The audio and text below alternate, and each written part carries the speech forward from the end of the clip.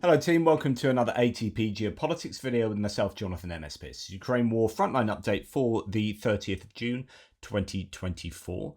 We're going to get straight into the front line and go straight to the northern areas, the two sectors just northeast of Kharkiv, as the Russians attack down from Belgorod into Kharkiv. We can see that there's no change to that western salient, although Suryat Maps has a claim that the Russians have made some ground in the middle of the town just north of that aggregates plant that we hear so much about but nothing about. The situation north of Kharkiv, says Suryat Maps, from the Chuiv axis, the Russian army has recaptured the positions north of the town of Vovchansk and entered into the first high building south of Korolenka Street. So just some small gains possibly for the Russians as they try and mount a counterattack.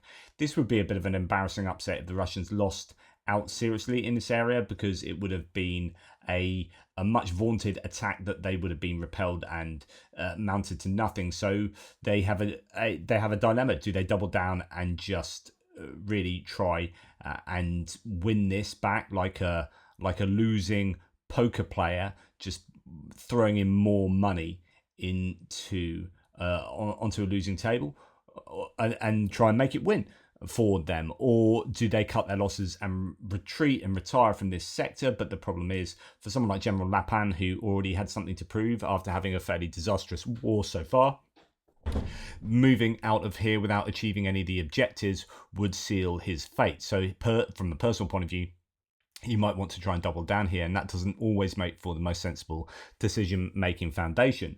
That's the situation there, so possibly some move in favour of the Russians there. No change to the northeastern axis from Kupiansk to Svatova to Kreminna. There has been a lot of activity reported around this area of the front line, although no change there today. And we can see that in the Serebryansky forest, Andrew Perpetua has some gains for the Russians in this area, and even Suryat Maps admits some gains for the Ukrainians in this area. So this is, as I mentioned previously, you've got basically Serebryansky forest, this area to the east of Terny, and the area in Kharkiv up there, that other than today you can see these have been the best areas for Ukraine.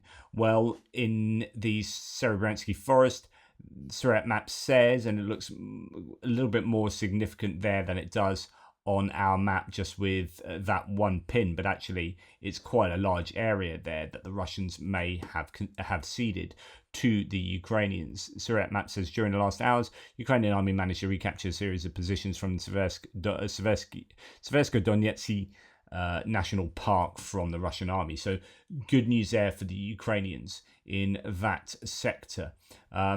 Good stuff. We'll move further to south. No change on the Seversk front line.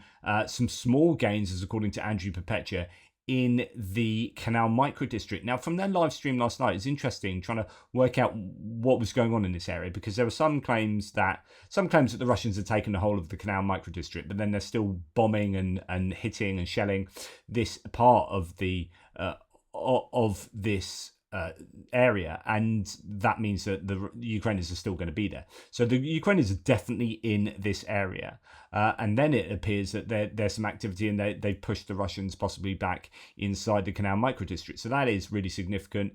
It is pretty hellish both here and in Chaziv Yar. It's a horrible sector where the Russians are hammering the Ukrainians with everything they can, and the Ukrainians are holding on and doing incredibly well, considering that most Ukrainian sources, including the battalion commander in Chaziv Yar, were saying that Chaziv Yar will fall by the end of the summer. We're now approaching July very quickly, and it looks fairly unchanged from what it did, 3 or 4 weeks ago. Just some slight movements here and there, a bit of back and forth, to be honest. So the Ukrainians have done an incredible job there. It must be really, really tough. They are no change to the Turetsk area here. I think that's what else do we have? Yep. Then we are coming down to, in fact, interesting. So something claimed by Suryat Maps is concerning Spirina just over here, which you can see Suryat Maps had redrawn the lines there such that part of I forget what this is, some kind of, it's got an underground area under here that took the Russians quite a lot of time to take, some kind of refinery there. But the Russians eventually took that, and then Surret Maps changed the mapping sometime a lot later with regard to a potential counterattack here. But Surret Map says the Russian MOD has announced the capture of Spirna. That has been received over here. What has been received over here is that the ruins are in a grey zone, as Ukrainian soldiers had to withdraw from many areas, as it was impossible to hold their positions there. And that could indeed be that. Oh no, that's not. I thought it was something else. So if we come out of there. So they're talking about Spirn as a whole. Oh yeah, that is in that refinery area. That's what I saw. Those two sort of gas tanks.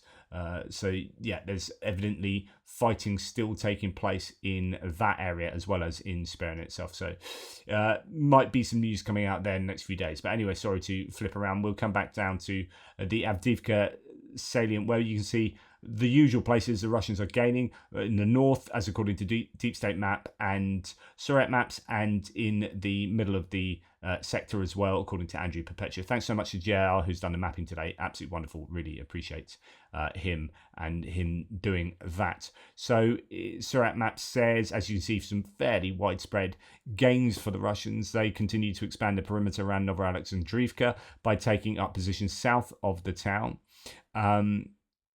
As well as advancing along the railroad towards Prohorez.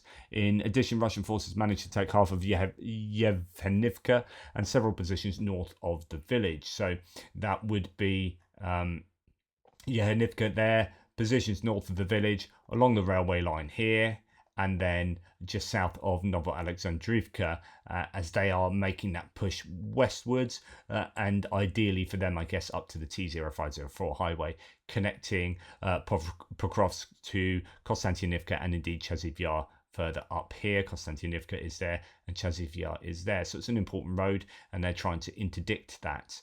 As you can see, no changes to the rest of the front line. So nothing further down south in Krasnohorivka, Novomikhailivka and Mariinka. Robitina and Velika Novosilka and Dnipro River remain unchanged. So that's good news for the Ukrainians. That's certainly a better day, although the Russians are still grinding on in the Avdiivka sector, and that is always a worry for the Ukrainians as long as they are making it difficult for the Russians to advance. Then that's what they'd like. And just finally, I've just done a little sort of memorial, if you like to. Some of you will know, many of you will know Pete the medic, who has I've shared live streams with. I met him in Ukraine, and we fundraised 4 snatched Land Rovers, 2 of which were going to be delivered to his unit.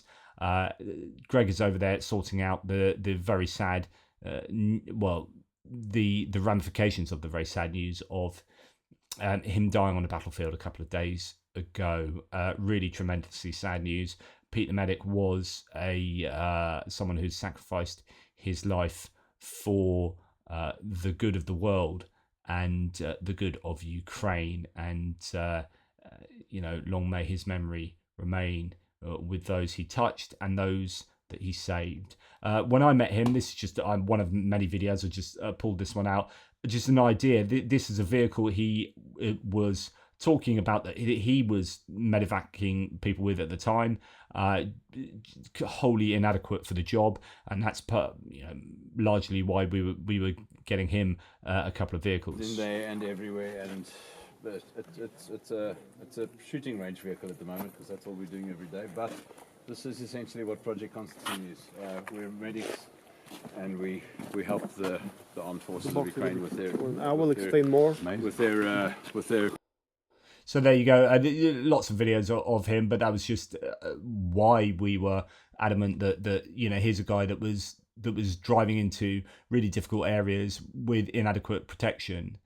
Lo and behold, as we were delivering 2 vehicles to him and his unit, he has sadly passed away. So R.I.P. Pete the medic. But you can go and check the video I just did talking about that sad news. Anyway, that's the Frontline update for you. Please take care of yourselves. All the very best, and Slava Ukraini.